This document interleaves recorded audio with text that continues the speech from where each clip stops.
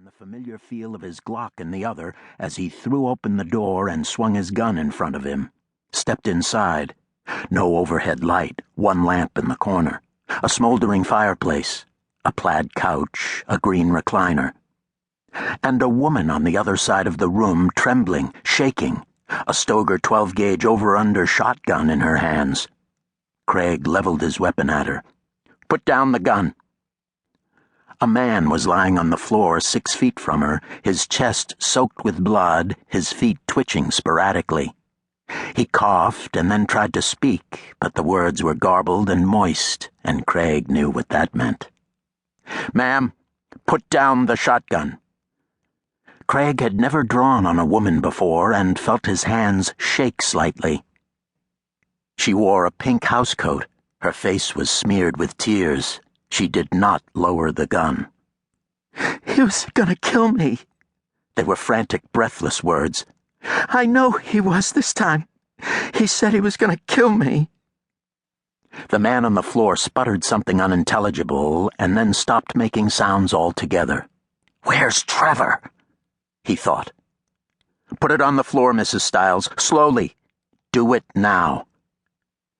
At last, staring at the man she'd shot, she began to lower the shotgun. "He hit me. He was gonna kill me." "Okay," Craig said. "Now set down the gun." She bent over, a shiver running through her. "This wasn't the first time." She let the gun slip from her hands. It dropped with an uneven thud onto the brown, threadbare carpet. "He liked to hit me. He said he was going to kill me this time. I know." Her words seemed to come from some place far away. Shock already washing through her. "Ma'am, you need to step away from the gun." "The gun went off." She stood slowly. "I didn't want to hurt him, but it just went off." She took 2 unsteady steps backward. "Is there anyone else in the house?" She shook her head. As she backed up, Craig, weapon still drawn, carefully approached the gunshot victim to see if the man still had a pulse. But as he bent down, the woman shrieked, and he glanced at her for a fraction of a second. Only that much, a tiny instant. But that was all it took.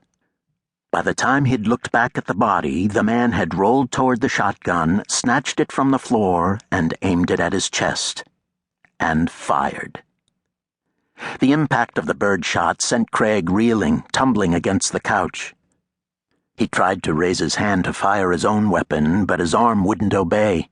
The room dimmed, and for one thin moment he was aware of all of his dreams and memories running together, merging, collecting, descending into one final regret for all the things that he would leave forever undone.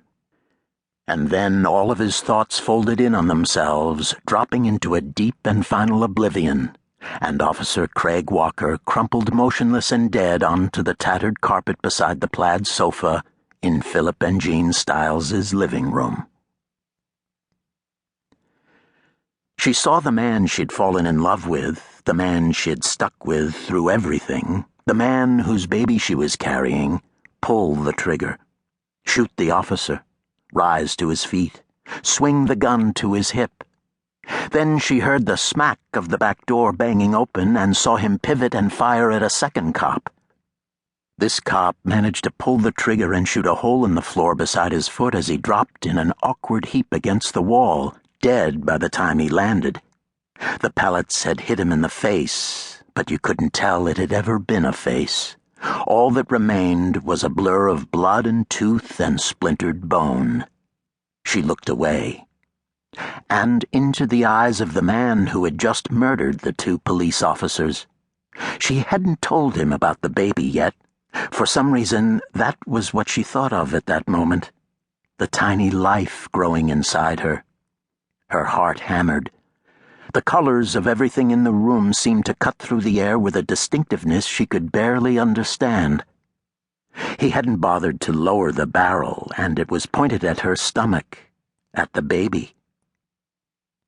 "So," he said softly. She took a ragged breath. "So?" And then